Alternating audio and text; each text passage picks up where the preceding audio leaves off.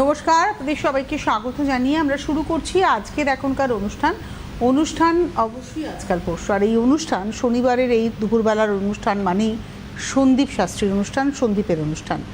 সন্দীপের কাছ থেকে জ্যোতিষশাস্ত্রের আমরা অনেক কিছু জানতে পারি। সব থেকে যেটা বড় কথা, সন্দীপ ভীষণ প্র্যাকটিক্যালি সবটা বোঝায়। দেখুন, জ্যোতিষশাস্ত্র তো ম্যাজিক নয়, জ্যোতিষশাস্ত্র অলৌকিক কিছু নয়। জ্যোতিষশাস্ত্র একটা সিম্পল ম্যাথমেটিক্স, যেটা আপনি আমাদের প্রত্যেকের জীবনে এই অঙ্কটা খাটে। আপনার অঙ্ক আমার অঙ্ক কিন্তু এক নয়। যেমন আমাদের দেখবেন জ্যামিতি, পাটিগণিত, বীজগণিত নিয়ে অঙ্ক আমরা পাই, ত্রিকোণমিতি সব নিয়ে অঙ্ক। ঠিক সেরকমই প্রত্যেকের জীবনে এক এক রকমভাবে অঙ্ক হয়, এবং এই অঙ্কটা যিনি কষতে পারেন এবং কষে ফলাফলে আসতে পারেন, উত্তরটা মেলাতে পারেন, তিনি প্রকৃত জ্যোতিষী। এবং সন্দীপ কিন্তু এই ফলাফলে আসে খুব সহজে এবং উত্তরটাকে খুব সুন্দর করে মিলিয়ে দিতে পারে। তার জন্যই কিন্তু আপনাদের জীবনে যারা এসছেন সন্দীপের কাছে, যার কাছে সন্দীপ শাস্ত্রীর প্রতিকার রয়েছে, তিনি কিন্তু জীবনটাকে বেশ উপভোগ করতে করতে এগোচ্ছে। দুরকমভাবে জীবন কাটানো যায়, একটা হচ্ছে জীবনটাকে কাটিয়ে দেওয়া, আর একটা হচ্ছে উদযাপন করতে করতে যাওয়া। তো জীবন মানেই উদযাপন, আমি অন্তত তাই মনে করি। অনেক অনেক স্বাগত সন্দীপ। অনেক ধন্যবাদ তোমাকে। প্রথমে জানাবো সকল গুরুজন সিদ্ধার্থ শ্রী গণেশকে প্রণাম। তো শুরু করব। দেখো, আমি না নিজেও বিশ্বাস করি, তুমিও বারবার বলো যে প্রত্যেকটা তিথিকে আমাদের গুরুত্ব দেওয়া উচিত, এবং প্রত্যেকটা তিথি মেনে যদি কাজ করা যায় তাহলে কিন্তু জীবনটাকে গড়ে তোলা যায়। সামনে একটা বিশাল বড় তিথি আছে, এবং বছরের আমি অন্তত ব্যক্তিগতভাবে মনে করি সর্বশ্রেষ্ঠ তিথি। আমি নিজেও এটা ভীষণ মানি, আমি যাই। তো সেটি হচ্ছে অম্বুবাচী তিথি, এবং মা কামাখ্যার একটা লীলা বলা যেতে পারে। একদম। আর সব থেকে বড় ব্যাপার হচ্ছে, দেখো, এই যে যেমন আমরা এখন মলমাসের ওপর দিয়ে পেরোচ্ছি, তো এই মলমাস যেটা বলা হয় যে বছরে 3 বছর পর পর আসে, এবং মলমাস চলাকালীন ওই পুরো মাসটা জুড়ে যদি যে কোনো, যেমন ধরো আমাদের 12টা জ্যোতির্লিঙ্গ রয়েছে শিবের, তুমি জ্যোতির্লিঙ্গের মধ্যে যে কোনো একটা লিঙ্গ দর্শন করলে, জ্যোতির্লিঙ্গ দর্শন করলে, অথবা 51টা সতীপীঠ রয়েছে তার মধ্যে যে কোনো একটি তুমি সতীপীঠ দর্শন করলে, অথবা যে কোনো প্রতিষ্ঠিত বড় 4 ধাম, আমাদের ভারতবর্ষের 4 ধাম বা আমাদের উত্তরাখণ্ডের 4 ধামের মধ্যে যে কোনো ধাম বা যে কোনো 4টে ধামই তুমি দর্শন করলে, এটা করা নাকি ভালো। এটা সবাই বলে থাকেন। কেন করা ভালো? যেটা তুমি আগের দিন আমায় প্রশ্ন করছিলে যে আমরা মলমাসে কোনো শুভ কাজ করতে নেই, অশুভ কাজ কি করে আমরা করব, মানে অশুভ কাজ কি করে নিবারণ করব। হ্যাঁ, মানে শুভ কাজ হয় না। তাহলে আমি যখন আমার গ্রহ প্রতিকার করাচ্ছি, গ্রহ সংস্কার করাচ্ছি, তাহলে তো আমি একটা শুভ কাজের দিকেই যাচ্ছি। একদম। তাহলে এই অশুভ সময় শুভ কাজটা কি করে হয়? অশুভ সময়, অশুভ যোগগুলোকে কাটানোর সময় হচ্ছে এই সময়টা ছিল। ঠিক যে সময়টা হচ্ছে আমাদের বিশ্বক্ষয়। একদম। অম্বুবাচীতে তো সাধারণত আমরা জানি যে 7ই আষাঢ় প্রত্যেক বছর অম্বুবাচী শুরু হবে এবং 3 দিন চলবে, এবং এই 3 দিন কিন্তু মন্দির বন্ধ থাকে। শুধুমাত্র কামাখ্যা দেবীর মন্দির নয়, যে কোনো মায়ের মন্দির বন্ধ থাকে, এবং এমনকি ঘরেও বলা হয় যাদের বাড়িতে মা শীতলা, মা দুর্গা, মা কালীর মূর্তি রয়েছে বা ফটো রয়েছে, তারা লাল শালু বা লাল কাপড় দিয়ে মূর্তিটিকে ঢেকে রাখুন। তো কেন বলা হয়? কারণ প্রকৃতি কিন্তু এরপরই, মানে আমরা জানি যে রজস্বলা হচ্ছে প্রকৃতি, এবং রজস্বলা হওয়া মানেই নতুন প্রাণ খুঁজে পাওয়া। তো এরপরেই প্রকৃতি নতুন প্রাণে আসবে, এবং এই অম্বুবাচী তিথিতে এই 3 দিন ধরেই যে তোমার পুজো অর্পণ, যেমন পুজো করা হচ্ছে না, কোনো মায়ের পুজো হচ্ছে না, কিন্তু বলা হয় ইষ্ট দেবতার নাম নেওয়া যেতে পারে। তুমি ধূপ জ্বালাতে পারো, প্রদীপ জ্বালাতে পারো মায়ের সামনে, তাকে কোনো প্রসাদ গ্রহণ করতে দেবে না। কিন্তু তার সাথে আমাদের অ্যাস্ট্রোলজিক্যাল দিক থেকে বা তন্ত্রের দিক থেকে অনেক ক্রিয়া এই 3 দিন ধরে করা হয়, যে ক্রিয়ার মাধ্যমে আমরা কি করি, আগামী দিনে আপনাদের যে কোনো গ্রহের যে সমস্যাগুলো, সেটা বাস্তুগত হতে পারে, গ্রহগত হতে পারে, সাড়ে সাতি, কালসর্প, মাঙ্গলিক, যে কোনো ধরনের গ্রহগত সমস্যার সমাধান এই 3 দিনে পাওয়া যায়।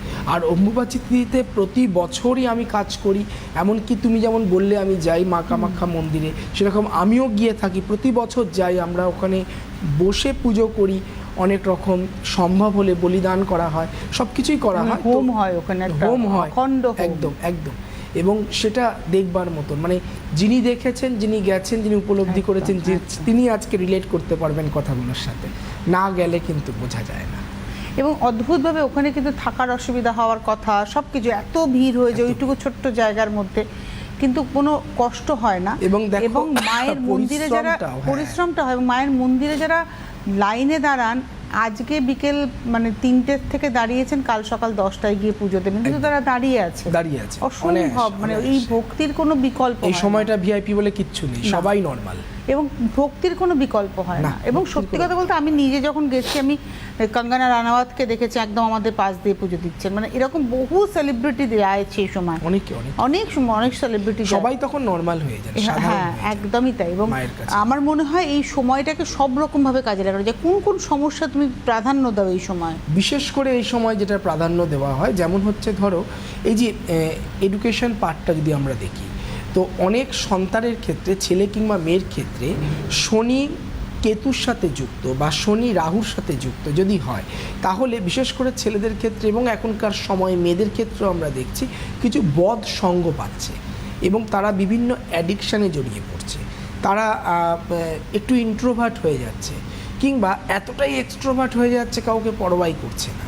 এই ধরনের ডিস্টারবেন্সগুলো যারা সন্তানের মধ্যে ফিল করছেন, অলসতা, অমনোযোগিতা, এটা তো ম্যাক্সিমাম বাচ্চাদেরই রয়েছে, বাট অলসতা, অমনোযোগিতা থাকা সত্ত্বেও দেখা যাচ্ছে যে একদম পিক টাইমে বা ফাইনাল টাইমে সে রেজাল্ট করে বেরিয়ে যাচ্ছে, কিন্তু তার স্বভাব বা চরিত্র যদি চেঞ্জ হতে থাকে, আপনার সন্তান আপনার ঘর থেকে বা আপনার পকেট থেকে টাকা চুরি করছে, আপনি ফিল করছেন, কিন্তু তাকে প্রকাশ করতে পারছেন না বা তাকে সেভাবে শাসন করতে পারছেন না, কারণ আপনার মনে হচ্ছে এই সন্তানটা তো ছোটো থেকে আমি বড় করিনি, আসলে কিন্তু সে এই কাজটা করছে না, তার গ্রহ এই কাজটা করছে, তার মধ্যে রাহুর একটা কুপ্রভাব কাজ করছে, তার মধ্যে শনির একটা কুপ্রভাব কাজ করছে, তার মধ্যে চন্দ্রের একটা কুপ্রভাব কাজ করছে, এবং এইগুলোর কিন্তু প্রতিকার প্রতিবিধান এই সময়টা করা হয়। আরও অনেক কিছু প্রতিকার প্রতিবিধান হয়, বলছি কেউ আছে। নমস্কার। হ্যাঁ নমস্কার, আমি রামপুরহাট থেকে সমৃদ্ধি বলছি, সমৃদ্ধি দত্ত বলছি। সংহতি দত্ত, রামপুরহাট থেকে, তাই তো? হ্যাঁ সমৃদ্ধি দত্ত, হ্যাঁ হ্যাঁ। কার সম্পর্কে জানবেন? আমি নিজের সম্বন্ধে জানবো। আমি স্যারের প্রোগ্রাম দেখি, আমার ভালো লাগে। আচ্ছা, তো আমি সেই জন্য স্যারের কাছ থেকে পরামর্শ চাইছি। আপনার জানাশুনো কেউ এসেছিলেন কি কোনো সময়? না না, আমি নিজেই প্রোগ্রাম দেখি, আমার ভালো লাগে বলি। ডেট অফ বার্থ বলুন সংহতি। হ্যাঁ হ্যাঁ, 19/1/1987। 19? হ্যাঁ হ্যাঁ, 19শে জানুয়ারি 1987। হ্যাঁ হ্যাঁ হ্যাঁ। সময় সকাল 10:35, মুর্শিদাবাদে কান্তি জন্ম। 10:35 কখন? হ্যাঁ সকালবেলা। 10:35 AM, পান্ডুয়াতে জন্ম? না না, কান্তি জন্ম, মুর্শিদাবাদে কান্দিতে। কান্দিতে জন্ম, আমি তাই শুনি। মুর্শিদাবাদ কান্দিতে জন্ম। ঠিক আছে, আপনি একটু অপেক্ষা করুন, সন্দীপ দেখছেন। সোমবার ছিল? হ্যাঁ সোমবার ছিল। আচ্ছা, মীন লগ্ন, সিংহ রাশি, পূর্ব ফাল্গুনী নক্ষত্র, নরগণ আপনার জানা ছিল? না না, ওইসবে তুমি দরকার পড়ে, তো এখন একটু দরকার পড়ছে আর কি, সেই জন্য জানতে হচ্ছে। এমা রাশি লগ্ন জানবার জন্য দরকার পড়ে নাকি? রাশি লগ্ন জেনে রাখাটা দরকার। আচ্ছা আচ্ছা। লগ্নে মঙ্গল এবং রাহু একত্রে বসে রয়েছে, একটা মাঙ্গলিক দোষ, অঙ্গারক দোষ সৃষ্টি করেছে। রাশির ওপর আপনার এখন ধাইয়া চলছে, ধাইয়া মানে শনির 2.5 বছরের একটা ফের। আরেকটা জিনিস হচ্ছে, সপ্তম স্থানে কেতু বসে রয়েছে, চন্দ্রভঙ্গ, একটা কালসর্প দোষ রয়েছে। কিছু কথা বলছি, একটু ভালো করে মিলিয়ে নেবেন। এই 4টার মধ্যে উচ্চ শিক্ষার প্রবল যোগ রয়েছে, এমনকি আপনি রিসার্চ ওরিয়েন্টেড কোনো সাবজেক্ট নিয়ে যদি পড়াশোনা করেন বা রিসার্চ কমপ্লিট করারও সম্ভাবনা রয়েছে, কিন্তু কেরিয়ার পাবেন না। স্থায়ী চাকরি বা কেরিয়ার এস্টাবলিশমেন্ট ভীষণ বাধা দেবে ডিউ টু কালসর্প। 2 নম্বর, মনের মধ্যে প্রচণ্ড পরিমাণে আপনার কি বলবো, একটা অনিশ্চয়তা বা অনেক সময় প্রচণ্ড ওভার কনফিডেন্স, যেটার কারণে অনেক জিনিস আপনার হাতছাড়া হয়ে যেতে পারে। আপনার মায়ের স্বাস্থ্য ভীষণ খারাপ যেতে পারে এবং বিয়ে বা বিবাহিত লাইফটা ভীষণ ডিস্টার্ব যাবে, বিশেষ করে অ্যাডজাস্টমেন্টের দিক থেকে। শুনবো আমি, পড়াশোনাটা আগে শুনবো, তারপর বাকি। হ্যাঁ আমি বর্তমানে আমি স্যার এমএসসি করেছি, বিএড করেছি কেমিস্ট্রিতে, দিয়ে আমি কেমিস্ট্রি বললেন? হ্যাঁ হ্যাঁ হ্যাঁ। তাতে রিসার্চ করছেন না? কোনো রিসার্চ করেননি পরবর্তী? না না, আমি কলেজে পার্ট টাইম জব পেয়ে যাই, তো আমি সেই জন্য আর মানে সেরকম ভাবে এগোইনি। Part time lecturer, part time. আপনি যে পার্ট টাইম জব পেয়েছেন, এটা তো অস্থায়ী হলো, এটা তো স্থায়ী হলো না। না না না, এটা হয়নি। তো বর্তমানে তাই বিয়ের সমস্যাটা, বিয়ের জন্য 87 সালে জন্ম, বিয়ে হয়নি, মানে 39, 39। হ্যাঁ হ্যাঁ। মায়ের স্যার শরীরটা মানে হাঁটুর যন্ত্রণা এরকম সমস্যা আছে। মায়ের শরীর খারাপের কথা তো আপনার কি প্রশ্ন ছিল এখন এই মুহূর্তে? এই মুহূর্তে বিয়ে নিয়েই প্রশ্ন, বিয়েটা মানে ম্যাচিওর করছে না, দেখা দেখি হচ্ছে কিন্তু কতদিন ধরে বিয়েটা দেখাশোনা করছেন? 3-4 বছর হবে। 3-4 বছর আগে কি করছিলেন? 3-4 বছর মানেও তো আপনি লেট ম্যারেজের জন্য চেষ্টা করছেন। 39 বছর বয়স হলে 4 বছর ধরলে তো 35 বছর। হ্যাঁ স্যার, তা আপনি তো বিএড আপনি বিএড করেছেন বললেন? হ্যাঁ হ্যাঁ হ্যাঁ। তার মানে আপনি 28 এর মধ্যে সব গ্র্যাজুয়েশন complete। করেছেন, এমএসসি করেছেন, বিএড করেছেন। 28-এর মধ্যে কমপ্লিট হয়ে গেছে সব। তারপরেও আপনি তো একটা পার্ট টাইম জবও করছেন, সেক্ষেত্রে আপনি চাকরির দিক থেকে স্যাটিসফাইড? না না না না, তাহলে আপনি কিছুক্ষণ আগে আমাকে একটা বললেন না যে আমার জানবার এতদিন প্রয়োজন হয়নি, এখন মনে হচ্ছে। হ্যাঁ মানে তো আমি ওই জানবার প্রয়োজনটা মানুষকে শেখায়। জানবার প্রয়োজনটা এখন নয়, জানবার প্রয়োজনটা অনেক আগে দরকার ছিল। আপনার এই 4টার মধ্যে ভালো জায়গাগুলোই জানেন তো এই খারাপ গ্রহ দশা বা গ্রহ অবস্থানের জন্য নষ্ট হয়ে গেছে। আমি কিছু জিনিস বলি, যেটা হচ্ছে আপনার এখন হয়ে গেল 39 বছর বয়স, ফলে কি হচ্ছে এই সময়টাতে স্থায়ী চাকরি পাওয়াটা খুব মুশকিল, তাই তো? 1 নম্বর, তার মানে চাকরির পাটটা সরিয়ে রাখতে হবে, চলে গেল আপনার জীবন থেকে। 2 নম্বর, 39 ইয়ার্স ওল্ড আপনি, এই সময়টা যদি আপনি বিয়ে করেন, আমরা যে ধরনের লাইফ লিড করছি, পরবর্তীকালে সন্তানাদির জায়গাতেও তো সমস্যা আসবে। কারণ আপনি যে মানুষটাকে চুজ করবেন বিয়ের জন্য, সেই মানুষটা নিশ্চয়ই 34 বা 35 হবে না, তারা আপনার থেকে 2-3 বছর বয়স বেশি হতে পারে। সুতরাং কি হচ্ছে, এই যে সমস্যাগুলো একটা মানুষ যখন অ্যারাইজ করছে, শুধুমাত্র আমার একটা হায়ার এডুকেশন হয়ে গেল, আমি উচ্চ শিক্ষিতা বা শিক্ষিত হয়ে গেলাম, ঘরে বসে থাকলাম, তা কিন্তু নয়। অনেক মানুষের অনেক রকম সমস্যা আসে। আপনার সমস্যা শুরু হয়ে গেছে আপনার বয়স যখন 21 বছর বয়স তখন থেকে, এবং এইটার প্রতিকার আজকে 39-এ এসে আপনার মনে হলো যে আমি মানে এটা 19 বছর ধরে উনি সমস্যাটাকে নিয়ে চলছে, হজম করছে। দেখো এটা খুব সাধারণ একটা উদাহরণ। ধরো একটা কোনো আম, এখন আমের সময় একটা আমে পচন ধরলো, সেটা যে পেটিতে তুমি রাখবে, যদি তুমি ওই আমটাকে না তুলে ফেলে দাও, তাহলে সব কটা আমি কিন্তু আস্তে আস্তে পচে যেতে পারে, একদম আলুর মতন। তুমি একটা কথা বললে যে ওনার ছকের সমস্যাটা 21 বছর থেকে শুরু হয়েছিল এবং ওনার নেগেটিভ প্রভাবটা অনেক বেড়ে গেছে। এটা যদি উনি শুরুতে ওই প্রভাবটাকে কাটাতে পারতেন, ওর ম্যাক্সিমাম প্রবলেমটা 21 থেকে 46 অবধি চলবে। 46 অবধি? হ্যাঁ, এবার তার মধ্যে কি হচ্ছে 39 এখন, তার মানে 21 থেকে 46 যদি আমি কাউন্ট করি, তাহলে ও কিন্তু শেষের দিকে এসছে। এক্স্যাক্টলি, তার মানে এখনো কিন্তু 7 বছর ও কিন্তু ফিল করবে। এবার 7 বছরটাতে আপনার আরও ডিস্টারবেন্স বাড়বে। মানে একটা হয় না, একটা ঘা আমি যদি রেখে দিই, ওটা যদি ট্রিটমেন্ট না করে এটা ক্যান্সারে মানে আপনি আর আপনার মা এটাই ফ্যামিলি আপনার, তাই তো? না, বাবা সার্ভিস করেন, রিটায়ার করেছেন। বাবা সার্ভিস করেন, মা আছেন আর আপনি আছেন। হ্যাঁ, আর ভাই সার্ভিস করেন, ডাব্লিউবিসি সফটওয়্যার ভাই। ভাইও আছে। তার মানে এখন একটা কথা বলি আমি, এখন আমার আজকে কি বার হলো? আজকে তো শনিবার, আজকে 13 তারিখ। আগামী পরশু দিন মানে সোমবার দিন আমি রামপুরহাটে বসছি। তো আমি তোমাকে একটা কথা বলবো যে আরো 7 বছর তোমার জীবনে সংঘর্ষ করতে হবে, স্ট্রাগল করতে হবে। মঙ্গলবার বসছে, তো সেই স্ট্রাগলটা তুমি কিন্তু ফিল করো না।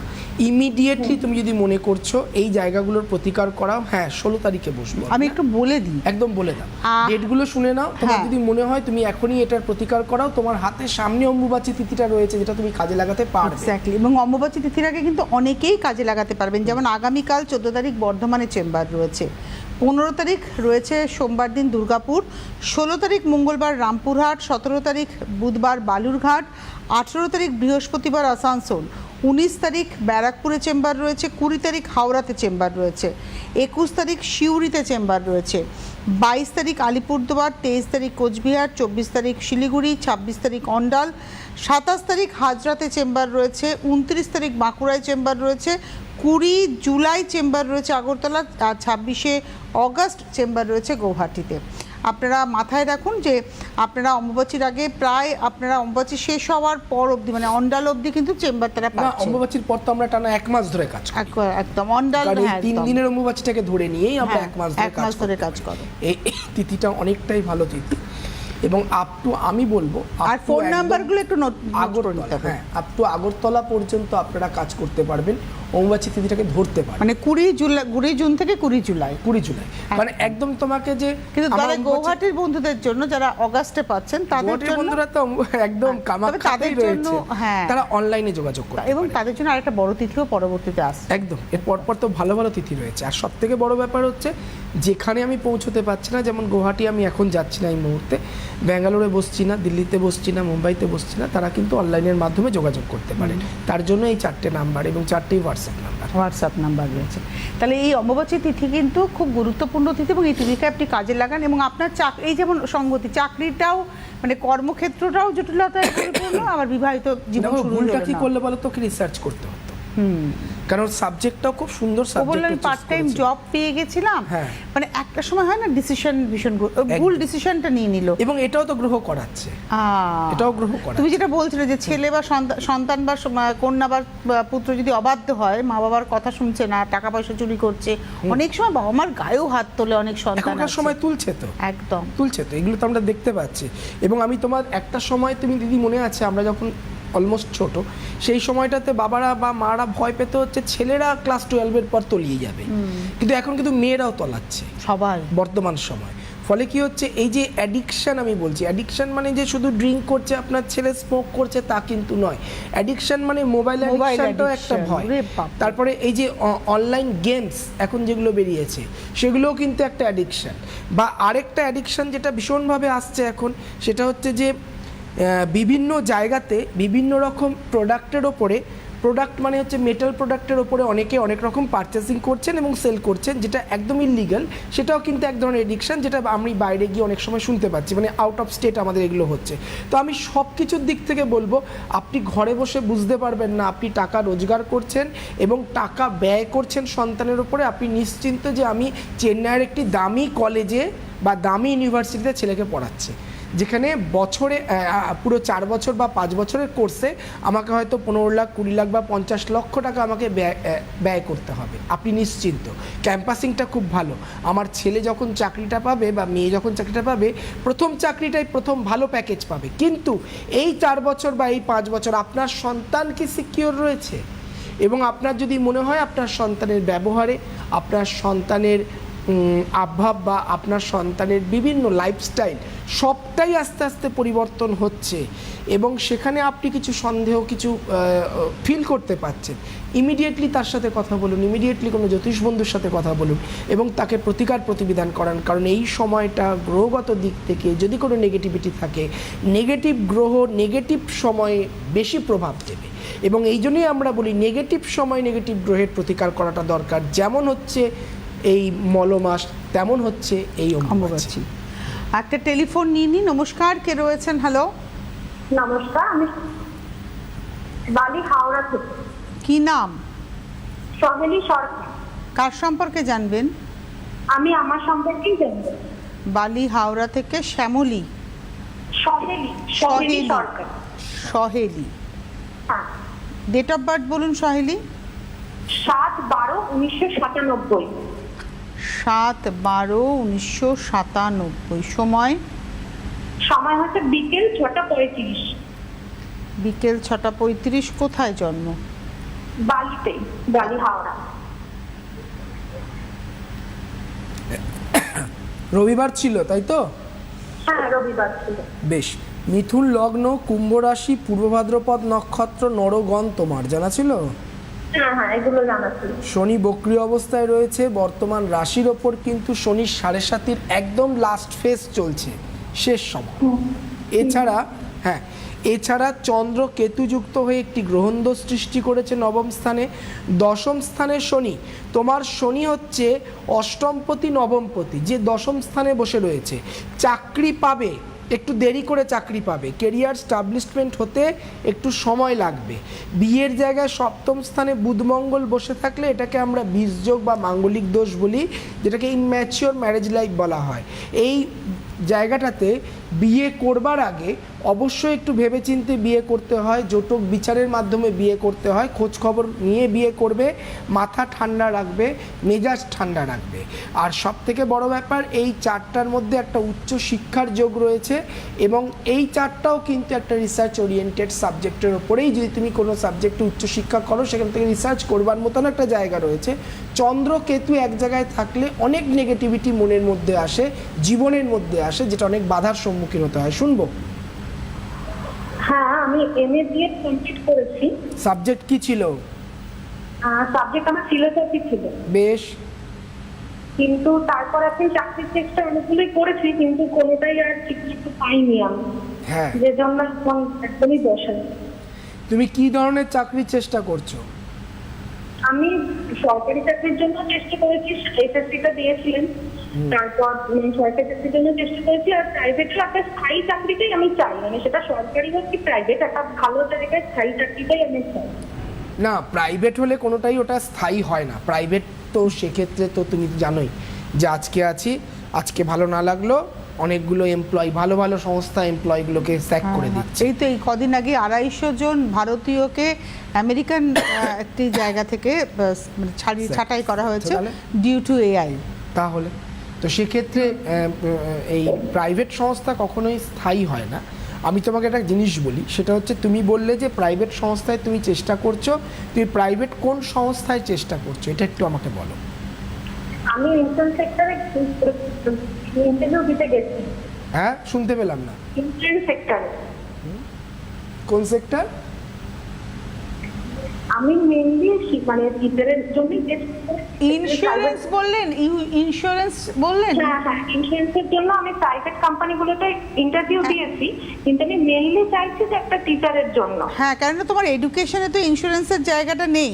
তুমি ফিলসফি নিয়ে পড়ছো, ফিলসফি নিয়ে পড়েছো, ইন্স্যুরেন্সের জায়গাটা কিন্তু পুরোপুরি টার্গেট জব হবে। টার্গেট জব তুমি ফুলফিল করতে পারবে না, টার্গেট তো হচ্ছে না। তাহলে তুমি ভুলভাল দিকে এগোচ্ছ। একটা কথা বলি আমি, তুমি একটু ক্লিয়ার করি তোমাকে, সেটা ও হচ্ছে বলছে আমি চেষ্টা করছি কিন্তু আমার আলটিমেটলি টার্গেট হচ্ছে টিচার। হ্যাঁ, এই চারটাতে টিচিংও হবে না, কেন সাবজেক্টটা এমন, তাতে কলেজ ছাড়া আর কোথাও জায়গা নেই না। ফিলসফি বলো, সংস্কৃত বলো, সাবজেক্টগুলো কলেজ ছাড়া উপায় নেই এখন না। এই সাবজেক্টগুলোর দিক থেকে Dead মানুষ, subject। হ্যাঁ ডেট সাবজেক্ট, এই কারণে কারণ এটা কলেজের ছাড়া আর কোনো জায়গা নেই। জায়গা নেই। তোমাকে একটু চেঞ্জ করতে হবে। 97-এ জন্ম, এখন 29 চলছে, মানে সেক্ষেত্রে 28 এখন plus, 28 প্লাস ডিসেম্বর চলছে। তোমার ক্ষেত্রে এখনো সময় রয়েছে। তুমি একটু কম্বাইন্ড সিভিল সার্ভিসগুলোর জন্য চেষ্টা করো, যেমন পিএসসি হলো, এসএসসি হলো, public service commission, staff selection, ঠিক আছে, তারপরে মিসলেনিয়াস, এমটিএস, এই ধরনের জবগুলোর জন্য ট্রাই করো। এগুলো হবার সম্ভাবনা রয়েছে, কারণ আমি তোমাকে বললাম যে তোমার লেট সাকসেস।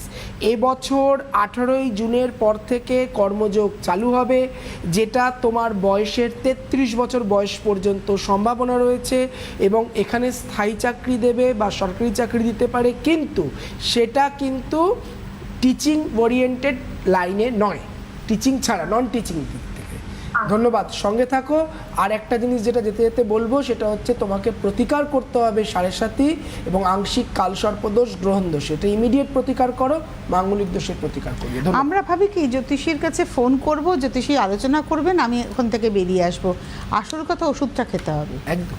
ডাক্তার দেখালেই তো হয় না, ডাক্তারের প্রেসক্রিপশন অনুযায়ী ওষুধটা খেতে হয়। ওষুধও খেতে হয়, মানে ওষুধ এবং পথ্য এবং রেস্টও নিতে হয়। একদম একদম, পুরোটাই মানতে হবে, টোটালটাই।